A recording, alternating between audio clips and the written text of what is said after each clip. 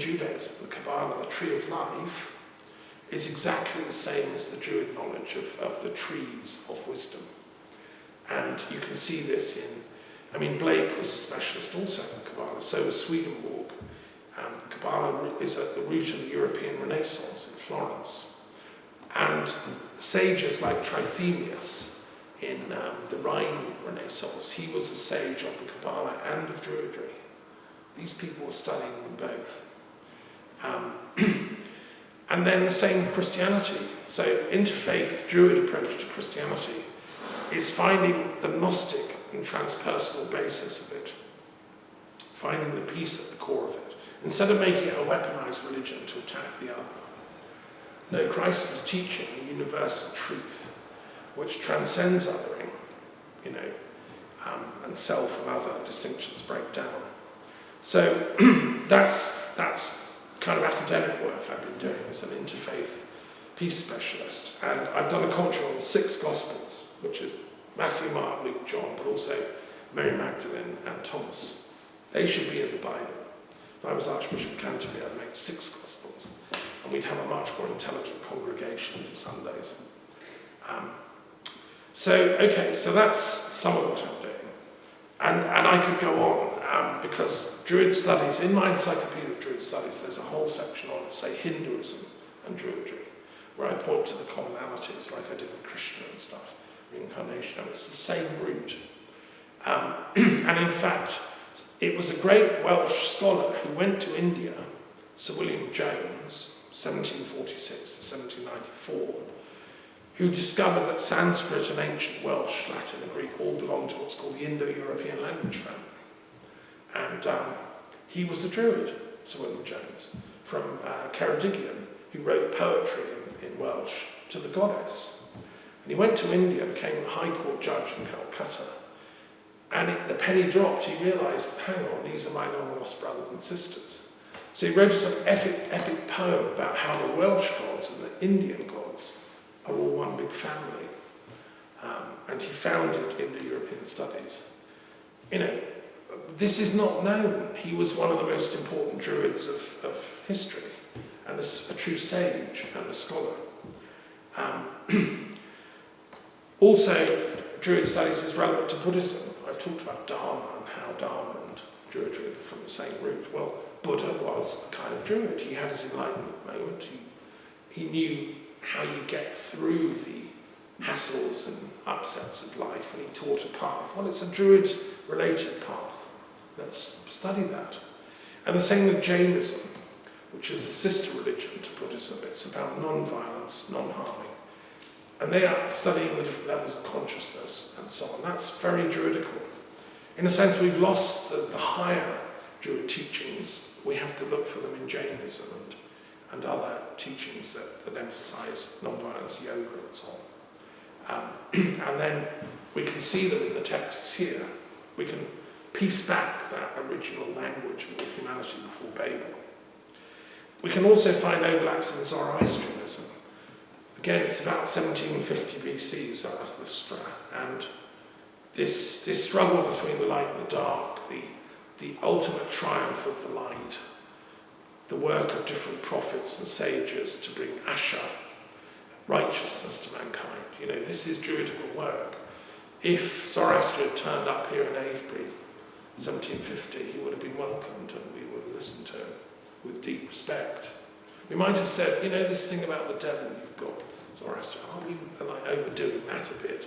Because for the Druids, one of the nice things about them is that we don't really have a devil as an ontological force. We have death, we have negation, we have the no. But it's not like evil, it's ignorance. So we're more like Plato. We believe ignorance is the cause of evil and suffering, more like Buddha. Whereas Zoroaster he got a bit confused and thought there was an actual devil, which has confused a lot of people. But anyway, there's conversations there to be had. And then Greek and Roman religions are very, very similar to Druidry. There's huge overlaps, and Druid scholars need to realise this. Roman religion, associated with Numa Pompilius, the wisest king of Rome, was Druidry. he said every day of the year has a different festival event. Every temple has something going on one day of each year. And often it was like the day of celebrating the plum tree, or the day on which you plant the apples, or it was all nature-based and tree-based. That was Numa Pompey. Well, you know, come on. He was studying Etruscan stuff and knew about the Druids. He lived about 700 BC, by which time the Druids were ancient. Yeah. Avebury had been around 2,000 years before Numa even got born. And then we can look at overlaps with the Nordic tradition of the runes, of which there are many,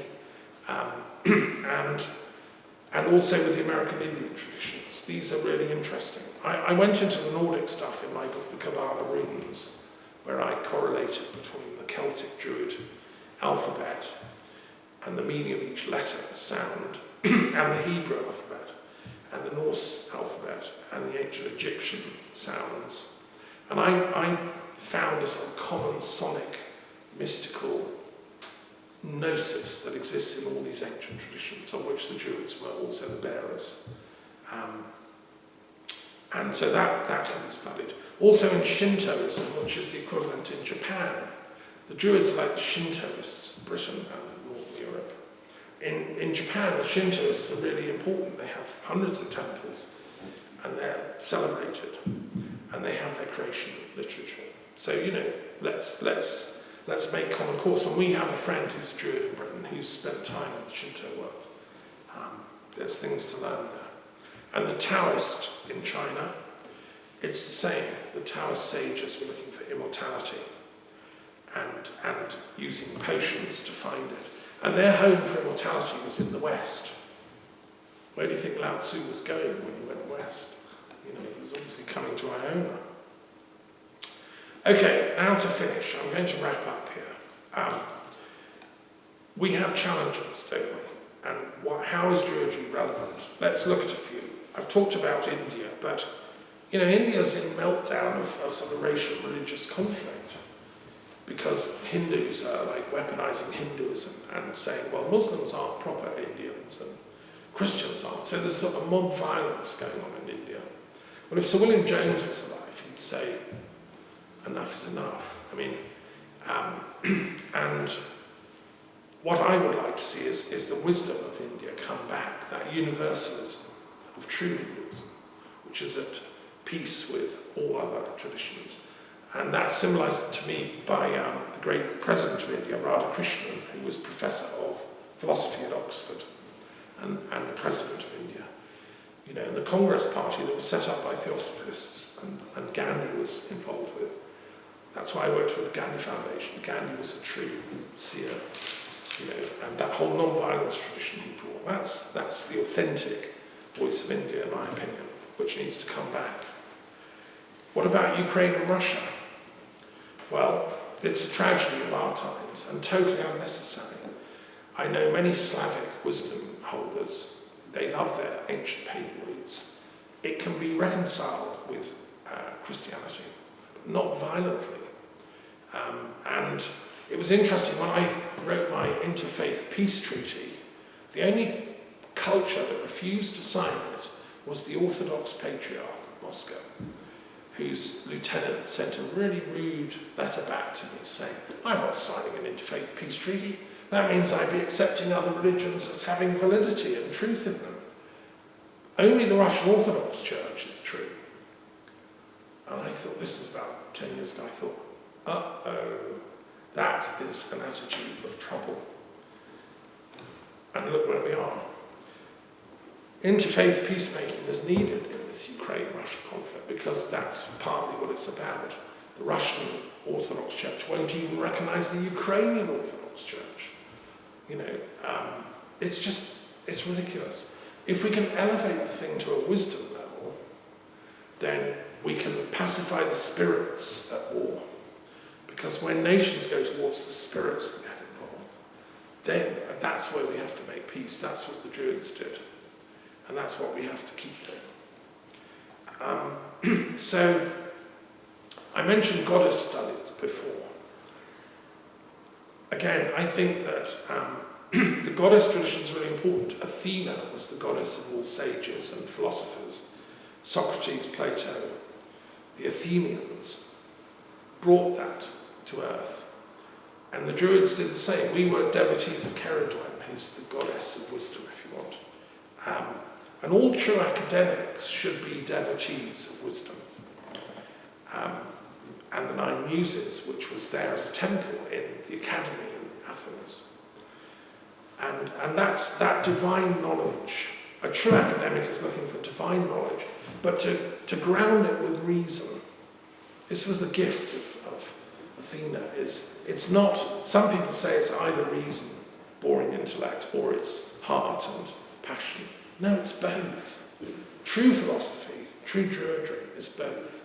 It's disciplined reason plus inspired knowing, conjoined. And that is why Plato built a temple to the Nine Muses in the grounds of the academy. As the first place, it was like a chapel, like we're in a chapel here. And for the Druids, Arwen is the source of divine knowing. It's the muse, the Arwenian in Welsh. And I want to end, therefore, with a final thing about poetry, because I'm also a poet. And I founded Poets for Peace. My order is called the Order of Peace Poets, Bards and Druids, and I want to welcome any poets for peace. I've done poetry readings in different countries, and if all else fails, I think the poets of the world can get peace, because we can speak truth to power. And what inspired me as a young poet setting out, leaving the hypocrisy of school and its false education, I went off into nature and to become a wandering poet. I was inspired by Robert Graves and the traditions of Taliesin and Yeats and T.S. Eliot and Shelley and Blake. You know, these were my compeers when I was growing up, and they are for all true poets. So I want to finish with a poem. Okay.